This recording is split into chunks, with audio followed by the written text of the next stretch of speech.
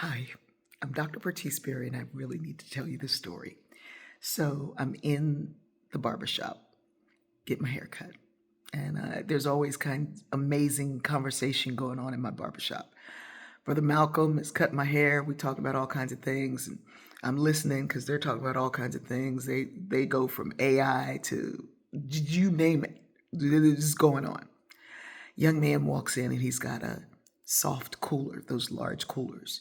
And it looks heavy because he's buff, but he's got to heft it up. And he's got a tattoo of Reverend Dr. Martin Luther King Jr. on his calf. And he's like, yeah, y'all, I would like to tell you. And then he looks to the owner and says, oh, wait, is it okay? And so the owner's like, yeah. He's like, I have banana pudding. And I'm like, wait, what? It's like, you have banana pudding for sale? So my barber Malcolm says, oh, you the banana pudding man. And he's like, yeah, the banana pudding man. So apparently there's banana pudding guy, the banana pudding man, but he's the banana pudding man. One word. Anyway, he's the guy. So it's like, yeah. My wife is the one that told you to come by here. Because they got one and they were like, it was fire. So I'm going, what? So he pulls out his banana pudding. He's like, yeah. Malcolm's like, yeah, I want one. So he says the price, and it's not free. It's not cheap. It's not at all. So apparently this is like all homemade. It's all fresh ingredients. It's all these things. So he's like, I have strawberry crunch and I have chocolate crunch. And he's like, do you want one? And I was like, oh, yeah, not to be rude, but yes. So then the other barber gets one. And so it's like a whole thing, right? So, the owner says, yeah, like past certain ingredients, certain things, you just eat banana pudding. But there's a level where, it's, fresh, homemade. A lot of guys say it's homemade and you find out they use a mix and what have you. And I'm like, y'all been doing banana pudding like this.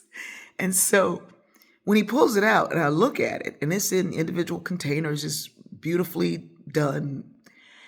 And I'm like looking outside to see if my nana's out there because it looks like her banana pudding, which was divine. And so the barber says, past a certain point, you taste in the memories of your ancestors who first introduced you to it.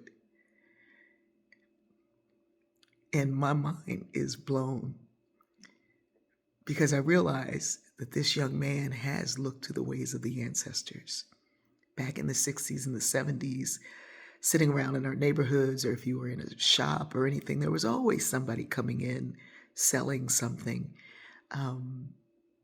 letting you in on whatever they had and how you could have it. The neighborhood, you could get a bean pie any day. And it was like a little flashback. So Malcolm, after he's cut my hair, and you can see it's fire, he cuts my hair and then he opens his banana pudding and he's like, yeah, that's it. This is it. The young man's long gone. He's like, that's it. I don't taste mine because I've had my sugar fill all week with my granddaughter's ice cream. But I realize I have this wonderful treat that I can take to my granddaughters. So I call and say, I'm coming by. Got just a little treat for y'all. They look at it. They're like, ooh, Googie, thank you. Ooh, thank you. And you can see they're all like ready to dive in.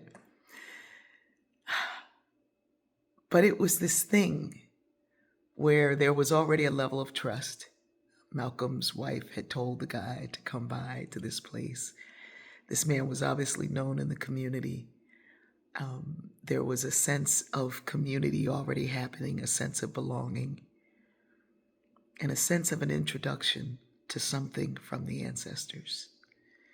There's so many things in this story and so many things that I will not say now, but I enjoyed that moment, that experience. I was lifted and transported and then brought back to the possibilities of a taste testing with my ancestors.